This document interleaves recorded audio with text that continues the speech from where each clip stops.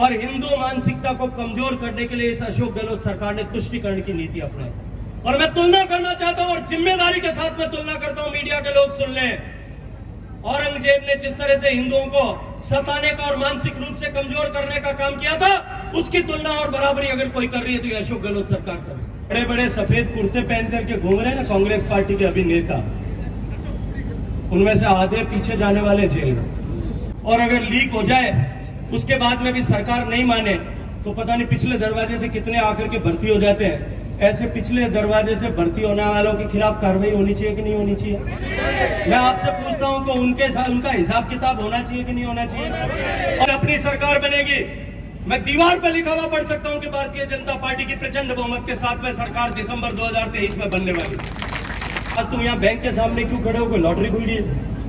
तो बोलेगा भाई साहब लॉटरी नहीं खुली है, अशोक गहलोत जी ने कहा है कि हम जो है तुमको 3,500 रुपए भत्ता देंगे, वो बैंक के खाते में आया तो खुलवाने के लिए आएगा। नाबर्दों की सरकार नहीं है, 56 इंच के सीने वाले नरेंद्र मोदी की सरकार है। और नरेंद्र मोदी जितना ही लिखा, थोड़ा और लिख देता तो सब नाम लिख देता। मैं सब बहनों के चरणों में, श्री चरणों में शीश नमन करके प्रणाम करना चाहता हूँ, अभिवादन करना चाहता हूँ। देखो भाई लाइट है को नहीं, मैंने हम दिखे को नहीं कि कितना मिनट बैठा है। पहला काम तो वो करो कि जिन्हें जिन्हें जेब में है सब मोबाइल निकालो बाहर, जो मैंने ठा पड़े और मोबाइल निकाल लाइट जलाओ तो मैं ठा पड़े करता है मिनट बैठा है। जोत करो भाई सब जना एक बार जो ठा पड़े के करता है मिनट बैठे। रेलवे लाइन वाला भी कर दीजो भाई, जोत करो भैया, सब लोग बैठे जने बैठे जोत करो, हमें ठा पड़ेगा कटे भाई। रेलवे लाइन वाला तो पहले नीचे आ जाओ, टेढ़ा हो मार के सभी करो रेलवे लाइन सब नीचे उतर जाओ। एक भी आदमी रेलवे लाइन पर खड़ा नहीं रहेगा, सब लोग नीचे आ जाओ। 500 मीटर तक का बोलिए भारत माता की, भारत माता की, भारत माता की। बोलो रावण मल्लीनाथ जी महाराज की, बोलो खेमा बाबा की, बोलो मेघजी मारू की, बोलो रामसा पीर की, बोलो नरेंद्र मोदी जिंदाबाद जिंदाबाद, भाजपा जिंदाबाद, अमित शाह जिंदाबाद, जेपी नड्डा जिंदाबाद, सीपी जोशी जिंदाबाद, जिंदाबाद जिंदाबाद। भारतीय जनता पार्टी अब जो बोलो वे सब जना भारत माता की जय होगी। चलो भारतीय जनता पार्टी के राजस्थान प्रदेश द्वारा आयोजित इस परिवर्तन के संकल्प को लेकर के राजस्थान के 200 विधानसभाओं में आयोजित हो रही इस चतुष्कोणीय यात्रा के तीसरी कड़ी के रूप में जो यात्रा कल बाबा रामसा पीर के पवित्र स्थल से प्रारंभ हुई थी, जैसलमेर से होती हुई, फतेहगढ़ से होती हुई शिव और शिव के बाद में आज सायंकाल 3 घंटे देर से आप लोगों के बीच में पहुंची है। लेकिन 3 घंटे तक, 3 बजे से लेकर के अभी 7:30 बजे 4.5 घंटे तक आप लोगों ने इंतजार किया है। मैं आपके धैर्य को और आपने जिस तरह से धीर गंभीर होकर के इस यात्रा का स्वागत किया है, बाड़मेर में जिस तरह से फूलों से स्वागत हुआ, और मैं आपके दिल की धड़कन को, दिल में जो प्रेम है उसको महसूस कर सकता था। मैं बाड़मेर के सभी लोगों का, भारतीय जनता पार्टी के सब कार्यकर्ताओं का, सबका हृदयपूर्वक धन्यवाद करता हूं, अभिनंदन करता हूं, आभार ज्ञापित करता हूं। मित्रों, मैं अपनी बात शुरू करूं उससे पहले उन सब माताओं का और बहनों का जो पिछले चौराहे से, स्टेशन चौराहे से लेकर के यहां तक उस रथ के आगे शगुन देते हुए कलश लेकर के चल रही थी। मैं उन बहनों से मिल नहीं पाया, शायद कहीं कुछ कंफ्यूजन था। वो मंच के पीछे की तरफ से, मंच के आगे की तरफ से आई और हम लोगों को मंच के पीछे की तरफ से लाया गया। मैं उनसे मिल नहीं सका, उनसे क्षमा प्रार्थना करते हुए उन सब बहनों के चरणों में, श्री चरणों में शीश नमन करके प्रणाम करना चाहता हूं, अभिवादन करना चाहता हूं। मैं तो आज इस विशाल जनसभा में जो ओंकार आज यहां से सजित होगी, वो ओंकार इस वर्तमान की नकारा निकम्मी सरकार को उखाड़ करके फेंकने के लिए एक दिया सलाई का काम करेगी। उस ओंकार के सजग आज इस मंच पर जो बैठे, मैं उन सब का भी अभिनंदन करना चाहता हूं।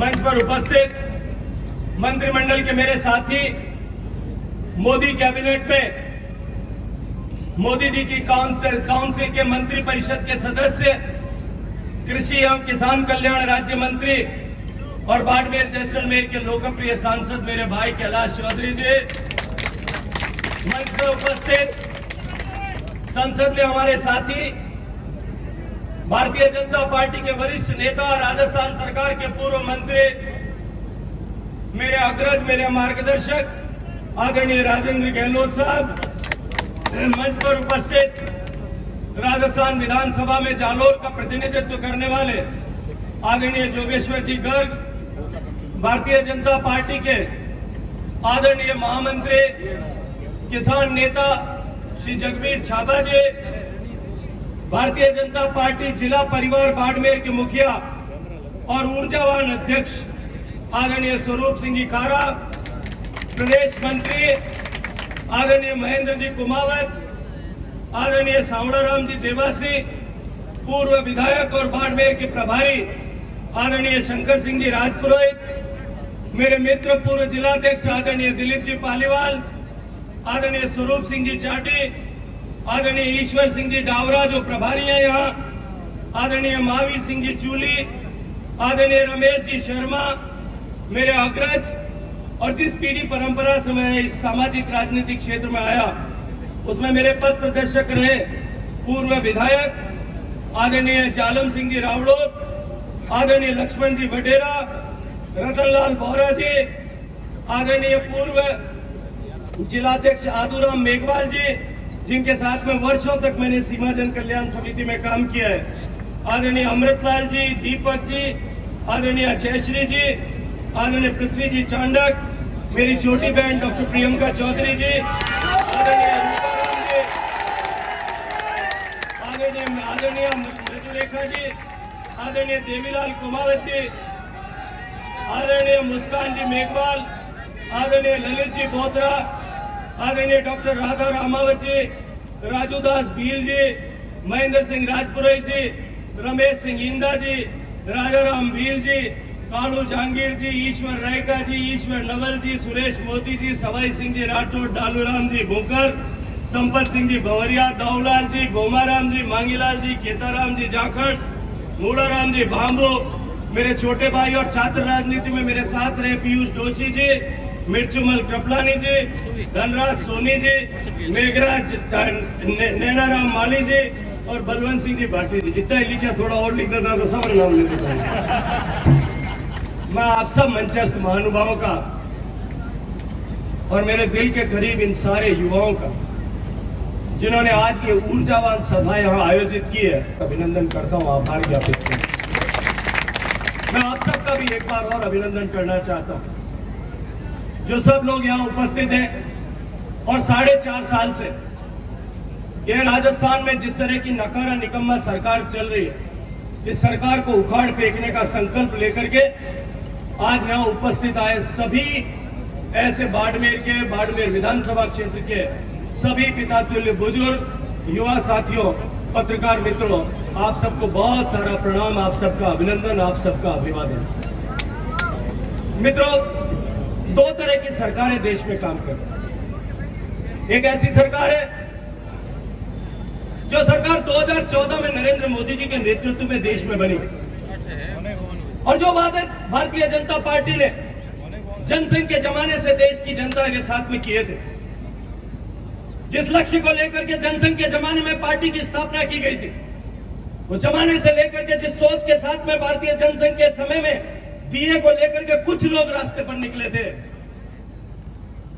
उसी रोशनी को आगे फैलाने को काम करने वाले 2014 से आपके नेतृत्व में काम करने वाले नरेंद्र मोदी जी की सरकार, और दूसरी तरफ 2018 में किसानों के साथ, युवाओं के साथ, महिलाओं के साथ छलावा करके धोखा देकर के अस्तित्व में आई भी ये राजस्थान की कांग्रेस की अशोक गहलोत सरकार। मैं आज आपके सामने कुछ छोटी छोटी तुलनाएं करना चाहता हूं। भारतीय जनता पार्टी की सरकार 2014 में बनी। भारतीय जनता पार्टी की स्थापना के समय में जो संकल्प था कि जब कभी भी देश की जनता हमें आशीर्वाद देगी, सक्षम बनाएगी, 450 साल से देश की जनता जिस विषय का इंतजार कर रही है, 450 साल तक देश के सभी सर्व समाज और धर्म के लोगों ने जिसके लिए कुर्बानी की है, वो भगवान राम का मंदिर, मर्यादा पुरुषोत्तम राम का मंदिर हम अयोध्या में बनाएंगे। हम लोग नारा लगाते थे कि मंदिर वहीं बनाएंगे, सौगंध राम की खाते हैं। जब हम नारे लगाते थे, हमारी क्षमता नहीं थी, हमारी सरकारें नहीं थी, लेकिन जिस दिन से वो विवादित ढांचा गिरा, उस दिन से जो ऊर्जा उत्सर्जित हुई थी, उस दिन ये तय हुआ था कि जिस दिन देश की जनता हमें आशीर्वाद देगी, हम सौगंध राम की खाते हैं कि मंदिर रामलला का वहां बनाएंगे। तमाम तरह के प्रयास हुए होंगे, तमाम तरह के अवरोध खड़े किए गए होंगे, न्यायालयों में अनेक तरह की चुनौतियां और अवरोध पैदा किए गए, लेकिन देश की जनता ने, आप सबने मोदी जी को आशीर्वाद दिया। आज वो मंदिर बन रहा है और तारीख भी तय हो गई कि जनवरी में हम मंदिर बनाएंगे।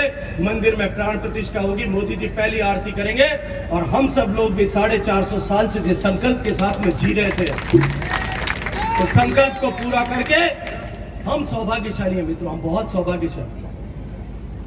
450 साल तक हमारे पूर्वजों ने जिसके लिए सिर कटाने का काम किया, जिस भगवान राम के मंदिर के लिए, जिस सनातन की संस्कृति को और धर्म को बचाए रखने के लिए अपने आप को कुर्बान कर दिया, हम सौभाग्यशाली हैं कि हमने जो है 2014 में एक वोट देकर के, सही जगह पर एक वोट की चोट करके हमने उस मंदिर को बनाने का मार्ग प्रशस्त किया।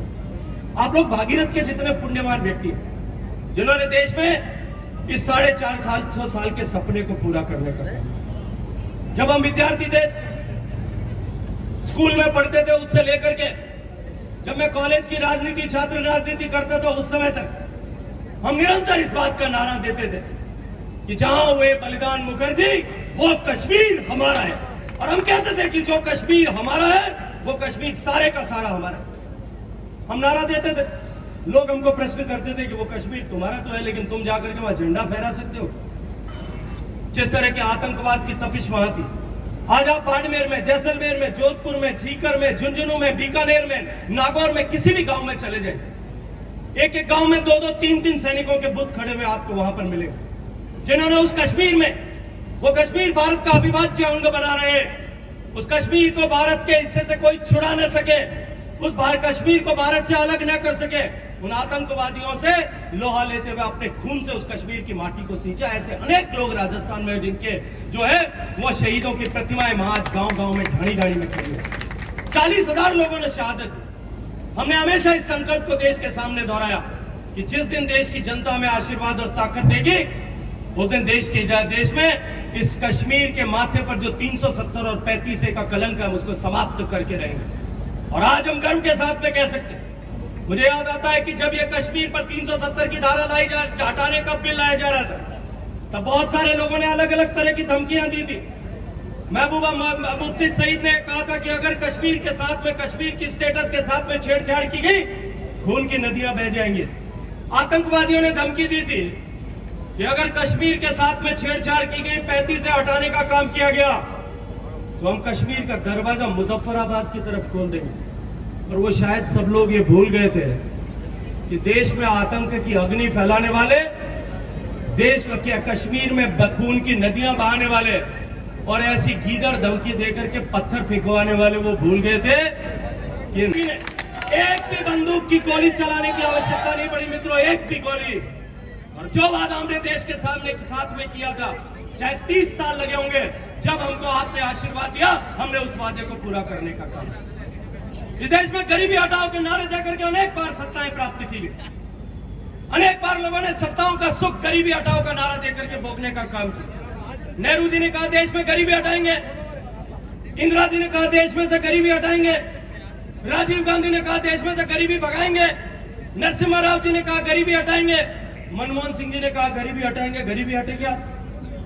देश का गरीब और गरीब होता गया, क्योंकि अभाव में काम करने वाली इन सरकारों ने कभी गरीब की चिंता नहीं की। केवल एक परिवार का पेट भरने के लिए और एक परिवार की तिजोरियां भरने के लिए उन्होंने सारे देश के गरीबों का, करोड़ों करोड़ के गरीबों के भविष्य को स्वाह कर दिया। हमारा संकल्प था, पंडित दीनदयाल जी ने हमें यह सिखाया था, हमें मार्ग दिखाया था कि जब कभी भी हम ताकत के साथ में सरकार में आएंगे, हम अंत्योदय के मार्ग पर काम करेंगे। देश के संसाधनों का पहला अधिकार देश के गरीब का होगा। मनमोहन सिंह जी कहते थे कि देश के संसाधनों पर पहला अधिकार अल्पसंख्यकों का होगा। हमने कहा देश के संसाधनों पर पहला अधिकार देश के गरीब का होगा। नरेंद्र मोदी जी ने 2014 में गरीब के जीवन में परिवर्तन लाने के संकल्प के साथ में काम करना किया। जो भारतीय जनता पार्टी का वादा था, जो भारतीय जनता पार्टी की विचारधारा थी, लक्ष्य था, उसके तहत हमने काम किया और गरीब के जीवन में परिवर्तन लाने के लक्ष्य को लेकर के अनेक योजनाएं प्रारंभ की गई। हर गरीब को घर मिले, हर घर में गैस का चूल्हा हो, हर घर में शौचालय हो, हर घर में बैंक का खाता हो, ताकि गरीब के हक का पैसा जो है वो बिचौलिए नहीं खा सके। हर गरीब के घर में जो है गैस का सिलेंडर पहुंचे, हर गरीब को जो है समर्थ और सशक्त बनाने के लिए हम काम करें। इस दृष्टिकोण से काम करें।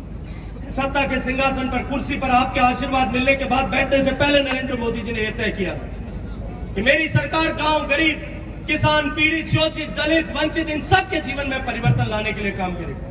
और आज मैं गर्व के साथ में कह सकता हूं कि देश के हर घर में शौचालय हमने बनाया, देश के हर घर तक बैंक का खाता हमने पहुंचाया, देश के हर घर तक बिजली पहुंचाने के संकल्प के साथ हमने काम किया, देश के हर घर तक पीने का पानी पहुंचाने के संकल्प के साथ में हम काम कर रहे हैं। मैं विस्तार से उसके बारे में आपके साथ चर्चा करूंगा।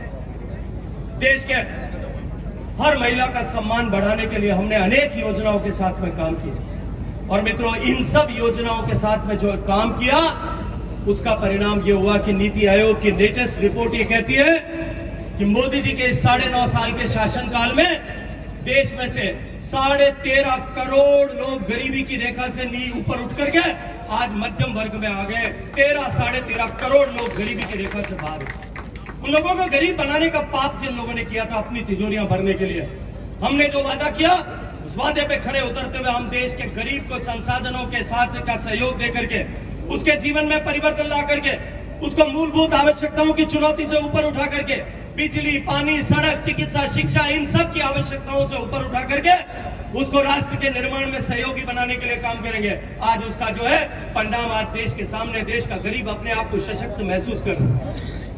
हमने देश के गरीबों से जो वादा किया था उसके साथ साथ में हमने देश की जनता से प्रारंभ से वादा किया था कि भारत के हितों के साथ हम कहीं सुरक्षा नहीं करेंगे, हम आतंकवाद के प्रति जीरो टॉलरेंस की नीति रखेंगे। मैं याद दिलाना चाहता हूं आपको, 2014 से पहले जिस तरह की परिस्थितियां हिंदुस्तान में थी, कभी बॉर्डर पर जो है सैनिकों के माथे काट करके पाकिस्तान ले जाते थे, कभी बॉर्डर पर बीएसएफ के सिपाही जो आपके बेटे होंगे, आपके परिवार के सदस्य होंगे, किसी किसान का बेटा होगा, मेरा भाई होगा, उसको डंडे पर जानवरों की तरह लटका करके अपने देश में लेकर के जाते थे। नरेंद्र मोदी जी की सरकार बनी उससे पहले जब कभी भी ऐसी घटना होती थी, आतंकवादी घटनाएं होती थी, हम सब के हिंदुओं की मानसिकता को कुचलने के लिए हमारे आराध्य देवों के मंदिरों पर इस तरह के बम विस्फोट किए जाते थे। कभी जम्मू के रघुनाथ मंदिर पर होता था, कभी अक्षरधाम के मंदिर पर होता था, कभी जयपुर में हनुमान जी के मंदिर पर बम विस्फोट होता था। और ये निरंतर हमारे मंदिरों पर जिस तरह के बम विस्फोट किए जाते थे, हमको मानसिक रूप से कमजोर करके हमको साइकोलॉजी तोड़ने का पाप ये करते। लेकिन नरेंद्र मोदी जी की सरकार आपने बनाई, हमारा वादा था कि हम देश में कभी भी किसी भी हालत में आतंकवाद के प्रति समझौता नहीं करेंगे। आज उसका परिणाम आपके सामने, एक बार सर्जिकल स्ट्राइक की, दूसरी बार एयर स्ट्राइक की, घर में घुस करके जब नरेंद्र मोदी जी ने मारा और जिस तरह से अभिनंदन को वापस भेजा, उस दिन ये स्पष्ट हो गया कि अब भारत अपने हितों के खिलाफ या भारत की भूमि पे, भारत के खिलाफ षड्यंत्र चाहे भारत की भूमि से हो रहा है या दुनिया के किसी दूसरे देश की भूमि से हो रहा है, अब हम बर्दाश्त नहीं करेंगे। अब भारत सशक्त भारत है, समर्थ भारत। मित्रों, जो वादा हमने किया उन सब वादों को निभाने का काम हमने किया। और दूसरी तरफ ये कांग्रेस की सरकार, आज मैं आपको तुलना करने के लिए एक विषय देना चाहता हूं। ये कांग्रेस की सरकार किसानों से वादा किया था कि हम तुम्हारा कर्जा माफ करेंगे, मैं आपको पूछना चाहता हूं, यहाँ इतने किसान बैठे हैं कि आपका कर्जा माफ हुआ? एक भी व्यक्ति मुझे खड़ा होकर के बताए कि उसका कर्जा माफ हुआ। मैं अंधेरे में देख सकता हूं कि आपके हिलते हुए हाथ, मैं अंधेरे में महसूस कर सकता हूं। मुझे राजस्थान में प्रवास करने का अवसर मिलता है। राजस्थान भर में एक भी किसान पिछले 4.5 साल में मुझे ये नहीं मिला जो ये कहे कि मेरा संपूर्ण कर्ज माफ हो गया। 20,000 किसानों की जमीन राजस्थान में नीलाम हो गई। 2,000 से ज्यादा किसानों को आत्महत्या करने के लिए मजबूर होना पड़ा। ये 2,000 किसानों की हत्या का पापी कौन है, ये तय आज आपको करना पड़ेगा। युवाओं के साथ में इसी तरह की घटना, युवाओं को कहा कि भाई तुमको 3,500 रुपए भत्ता देंगे। 2019 का चुनाव था। शंकर सिंह जी जब चुनाव चल रहा था उसके थोड़े से दिन पहले गहलोत साहब की सरकार बन गई। मेरा जो जोधपुर में घर है आपने तो देखा, उसके कोने पर एक बैंक है। मैं घर से बाहर निकला, बैंक के बाहर जो है 8, 10, 15 युवक खड़े थे। मैंने गाड़ी रुकवाई और मैंने पूछा, भाई आज तुम यहाँ बैंक के सामने क्यों खड़े हो, कोई लॉटरी खुल गई है? तो बोले भाई साहब लॉटरी नहीं खुली है, अशोक गहलोत जी ने कहा है कि हम जो है तुमको 3,500 रुपए भत्ता देंगे, वो बैंक के खाते में आया तो खुलवाने के लिए आया। मुझे भी खुशी हुई, बच्चों को कुछ तो सहयोग मिलेगा।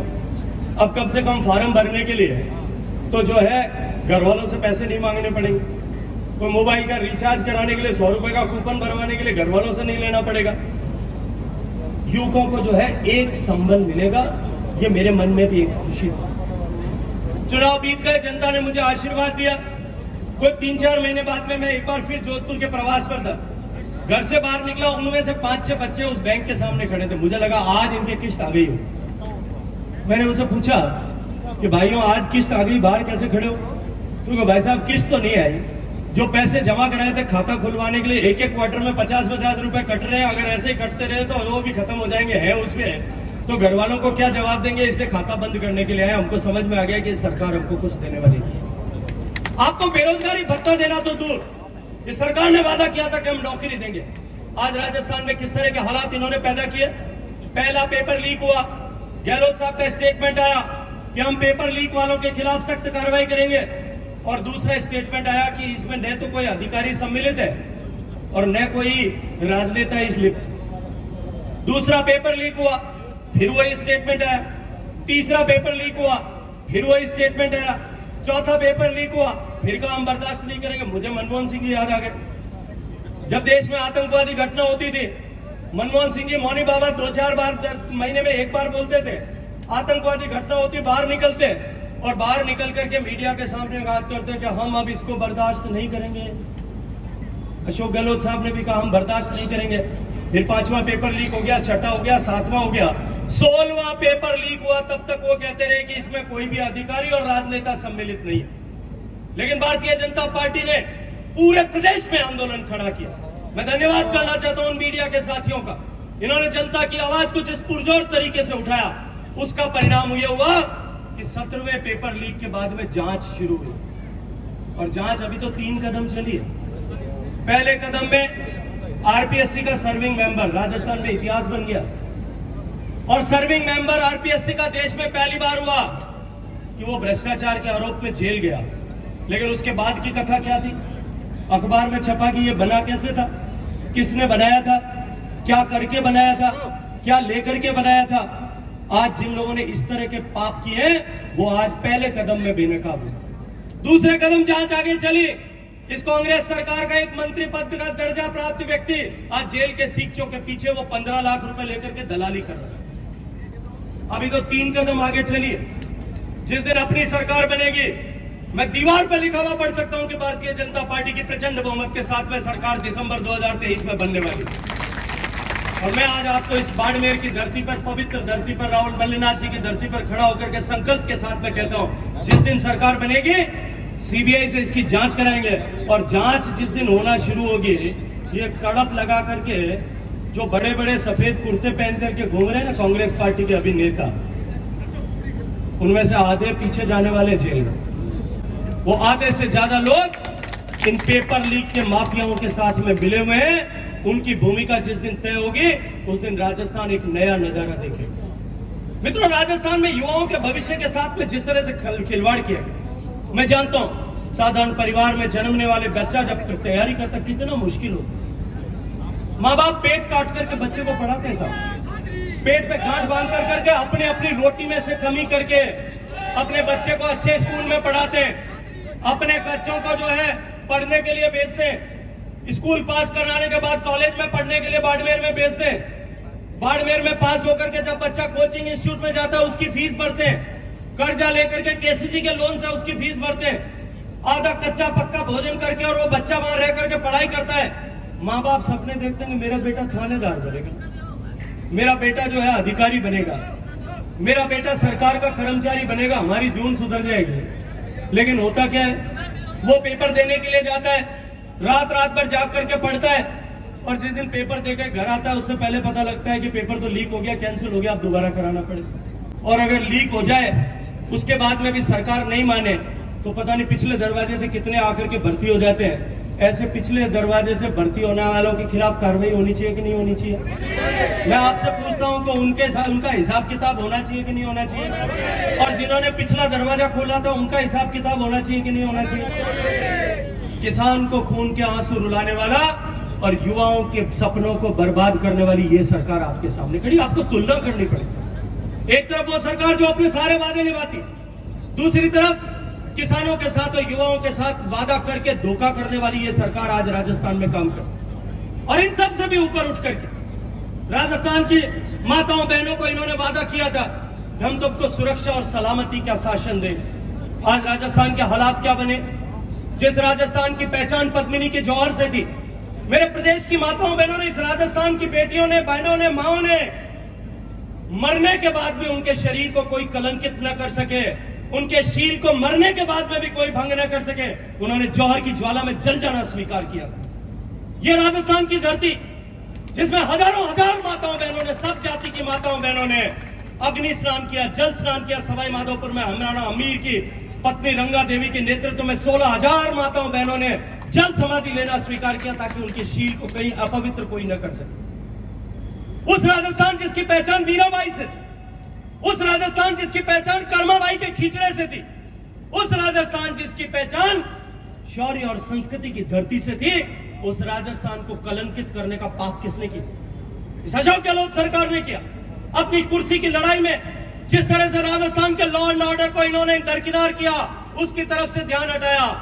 राजस्थान में 2 लाख महिलाओं के साथ अपमानजनक व्यवहार, 2 लाख महिलाओं के साथ। राजस्थान में हजारों ऐसी बेटियां होंगी जो अबोध बच्चियां थी, जिनको जीवन में दिन भी उन्होंने पूरे नहीं देखे थे, उनके साथ में गैंगरेप किया। 1-1, 2-2 नहीं, 3-3, 4-4 दरिंदों ने गैंगरेप किया। मैं आपसे कहना चाहता हूं, उस दर्द को महसूस करिए, उस बेटी के दर्द को महसूस करिए जिसकी उम्र 22 साल हो, अपने पति के सामने पकड़ करके अलवर में 5-5 दरिंदे उस पति के सामने, उसकी आंखों के सामने उसका बलात्कार करें, उसके साथ में दरिंदगी और हैवानियत करें। उस बेटी पर और उसके पति पर किस तरह की गुजरी होगी? मैं पूछना चाहता हूं आपसे, आप लोगों को एहसास कराना चाहता हूं भीलवाड़ा की उस बेटी का दर्द, जिस 13 साल की अबोध बालिका को उठा करके ले गए, ले जाकर के 3 लोगों ने दरिंदगी की। दरिंदगी करने के बाद में उसके सिर पर लाठी का प्रहार करके मारने की कोशिश की। न मरने के बाद में उसका गला दबा करके मारने की कोशिश की। अब महसूस करिए मित्रों, अपने परिवार की बच्ची के साथ में अगर इस तरह का होता, उसको कितना दर्द हुआ, कितनी चीखें और आहें उस लड़की के दिल में से निकली हो। और उसके बाद में भी जब नहीं मरी तो उठा करके अग्नि ज्वाला में फेंकने का काम किया, ईंट के भट्टे में डालने का काम किया। और उसके बाद में भी जब उसका शव पूरा नहीं जला तो बाहर निकाल करके फावड़े से टुकड़े कर करके उसको वापस आग में झोंकने का पाप जिन्होंने किया, उनको हौसला किसने दिया?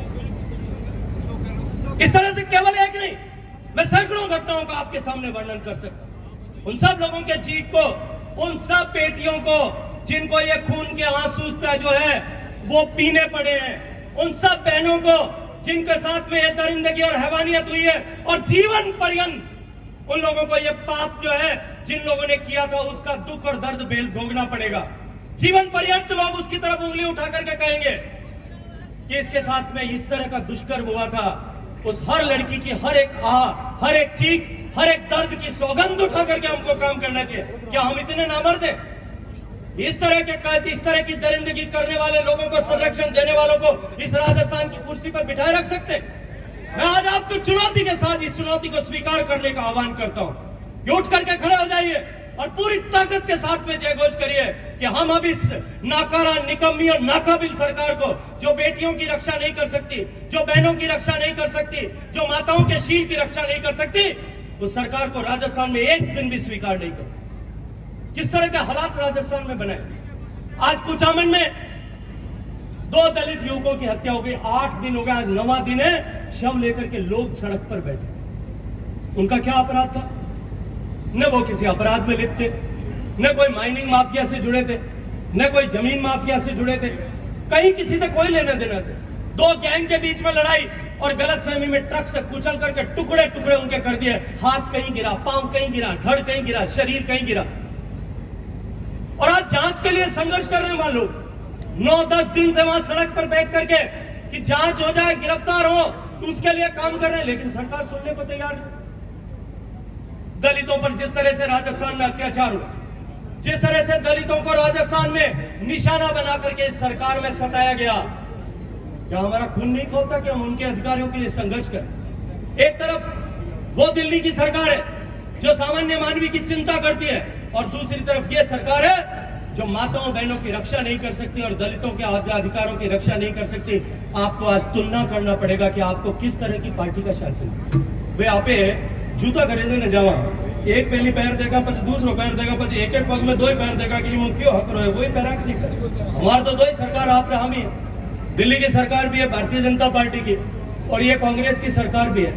हमें किन पग में पगड़ की पैरे होगा, पगड़ की चुभे वहां अपन तय करना है कि कोई और तय करे। मैं आज आप सब लोगों से आग्रह करना चाहूं कि केवल इतना ही विषय होता तो शायद हम स्वीकार कर लेते, लेकिन अब की बार पहली बार राजस्थान ने एक नया तांडव देखा, और वो था तुष्टीकरण का तांडव। अपने वोट बैंक को सुरक्षित करने के लिए, अपने वोट बैंक को बनाने के लिए, बचाने के लिए, और हिंदू मानसिकता को कमजोर करने के लिए इस अशोक गहलोत सरकार ने तुष्टीकरण की नीति अपनाई। और मैं तुलना करना चाहता हूं और जिम्मेदारी के साथ में तुलना करता हूं, मीडिया के लोग सुन लें। औरंगजेब ने जिस तरह से हिंदुओं को सताने का और मानसिक रूप से कमजोर करने का काम किया था, उसकी तुलना और बराबरी अगर कोई कर रही है तो ये अशोक गहलोत सरकार कर रही है। हमारे मंदिर तोड़े गए, हमारे शिवालय तोड़े गए, ड्रिल मशीन लगा करके अलवर में तोड़े गए, रामनवमी के जुलूस पर पथराव कराया गया और उसके ऊपर किसी तरह की जांच और कार्रवाई नहीं हुई। भीलवाड़ा में दंगा कराया, जोधपुर में दंगा कराया, कन्हैयालाल टेलर का उदयपुर में सिर धड़ से काट करके अलग कर दिया गया। ऐसी सांप्रदायिक ताकतों को संरक्षण कौन दे रहा है? कौन उन लोगों को काम के जो है बढ़ावा दे रहा है? यह अशोक गहलोत सरकार राजस्थान में तुष्टीकरण का तांडव कर रही है। और इनको इसकी प्रेरणा कहां से मिलती है? इनकी सरकार, ये जब सत्ता में थे 4 से 14 तक इनकी सरकार थी, राम मंदिर का प्रश्न सुप्रीम कोर्ट में, हाई कोर्ट में चल रहा था, इन्होंने एफिडेविट फाइल किया कि भगवान राम तो हुए ही नहीं। ये कहते हैं भगवान राम तो हुए नहीं, राम जी होया को नहीं। अभी आप उठा जना बोला हे राम, शामरा सोवा जना बोला राम राम, मिला जना बोला राम राम, और ये कहते हैं कि राम तो हुआ ही नहीं है। तो कथाकारों ने एक कथानक बना करके एक चरित्र गढ़ दिया। राम सेतु हमने बचपन में सुना, हमने तुलसीदास जी की रामायण में पढ़ा कि नाथ नील नल दो कपि दो भाई, लड़काई ऋषि आशीष पाए, और उनको आशीष मिली थी कि वो जिस पत्थर को टच करके, उठा करके अपने हाथ से छू करके समुद्र में फेंक देंगे, वो पत्थर तैरने लग जाएगा। और उन्होंने भगवान राम का नाम लिख लिख करके वो पत्थर नदी में डाले। हम गिलहरी की कथा भी सुनते हैं, तो उस गिलहरी ने अपनी पूंछ पर मिट्टी लपेट लपेट करके, गीली होकर के अपनी तरफ से योगदान करने का काम करके राम सेतु बनाया। ये कहते हैं कि राम सेतु तो कुछ था ही नहीं, ना राम था ना राम सेतु था, इसको तोड़ने का आदेश कर दिया। इनका खड़गे जी इनके अध्यक्ष हैं, वो कहते हैं कि ये अगर मोदी जीत गया तो देश में सनातन ताकतवर हो जाएगा, इसको हराने की जरूरत है।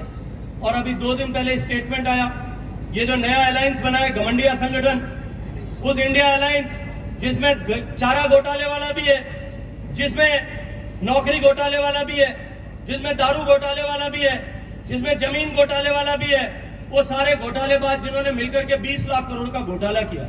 मैंने कहा भाई एक बार इनकी फोटो छपी, एक एक के ऊपर लिखना शुरू करो किसने कितना घोटाला किया। इन सब के बीच में आपस में कंपटीशन है। और इन्होंने जो घोटाला करके 20 लाख करोड़ के घोटालेबाज एक साथ इकट्ठे हो गए, और अब उन घोटालेबाजों में से एक सबसे बड़े घोटालेबाजों की सूची में आने वाले डीएमके पार्टी के चीफ मिनिस्टर साहब का बेटा ये कहता है, जो मंत्री है, कि ये जो सनातन संस्कृति है, जिस संस्कृति के हम सब वाहक हैं, जिस संस्कृति को बचाने के लिए हमारे पूर्वजों ने शीश दान किया, बलिदान किया, हमारी माताओं बहनों ने अग्नि स्नान किया, कि सनातन की संस्कृति को कोरोना के साथ में तुलना करते हुए कहा कि सनातन को समाप्त होना चाहिए देश से, इसको जितनी जल्दी हटाया जाए उतना अच्छा है। मैं आज आप सबसे कहना चाहता हूं, जिस सनातन धर्म को बचाए रखने के लिए आपके और मेरे पूर्वजों ने पीढ़ियों तक कुर्बानी दी, इस देश में कितने आक्रांता है भारत के वैभव को लूटने के लिए, भारत की संपदा को लूटने के लिए, भारत की संस्कृति को कमजोर करने के लिए, भारत की सभ्यता को और सनातन धर्म को पतलित करने के लिए कितने आक्रांता देश में आए।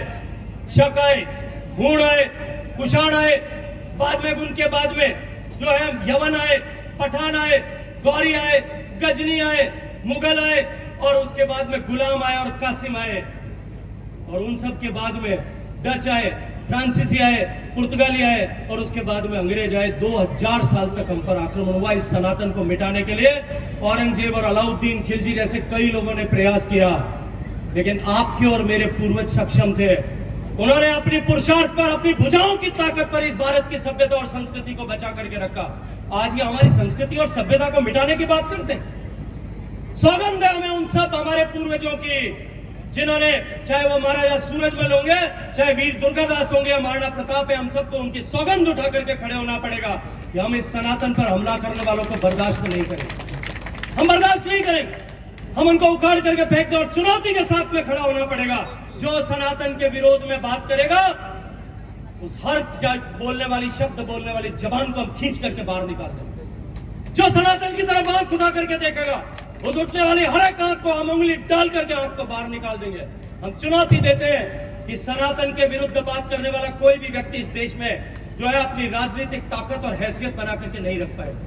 मित्रों, इस तरह से हमारी सभ्यता और संस्कृति पर हमला करने का काम कर, हमारे इतिहास पर हमला करने का काम कर, इतिहास को तोड़ मरोड़ने का काम इन्होंने निरंतर किया।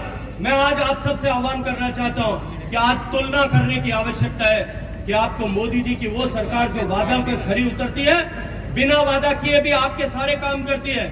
कभी वादा नहीं किया था कि हम शौचालय बनाएंगे, कभी वादा नहीं किया था कि हम पीने का पानी देंगे, कभी वादा नहीं किया था कि हमारे गरीब का घर बनाएंगे, लेकिन आज जिस तरह से गरीबों के जीवन में कल्याण लाने करने के लिए काम करती है, और दूसरी तरफ ये वादा खिलाफी करने वाली सरकार। और आप पिछली बार वादा खिलाफी की,